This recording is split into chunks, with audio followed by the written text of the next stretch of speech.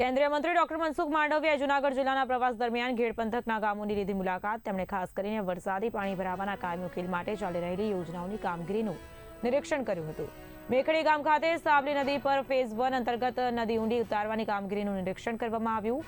ફુલરામા ગામ નજીક પર ચાલી રહેલી કામગીરીની સમીક્ષા કરવામાં આવી। કેન્દ્રીય મંત્રીએ જણાવ્યું કે ઘેડ પંથકમાં વરસાદી પાણી ભરાવાનું કાયમી ઉકેલ આવે તે માટે ગામની ગુણવત્તા જળવાઈ રહેવી જોઈએ, સાથે જ કામ સુવ્યવસ્થિત રીતે અને સમયમર્યાદામાં પૂર્ણ થાય તે માટે તેને સંલગ્ન અધિકારીઓને સતત દેખરેખ રાખવા સૂચના આપી। સાથે જ પ્રવાસ દરમિયાન મંત્રીએ સ્થાનિક ગ્રામજનો અને આગેવાનો સાથે સંવાદ પણ કર્યો।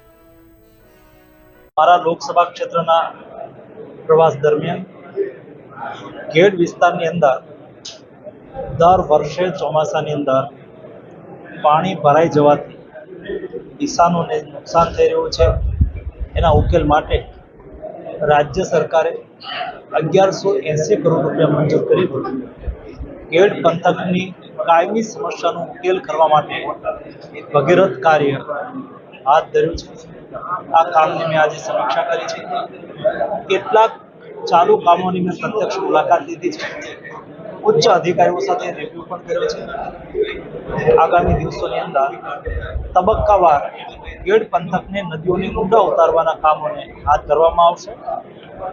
5 વર્ષના અંતે સમગ્ર વિસ્તારની અંદર પાણી ભરાવાથી કિસાનોના પાકને થતા નુકસાનમાંથી મુક્તિ મળશે।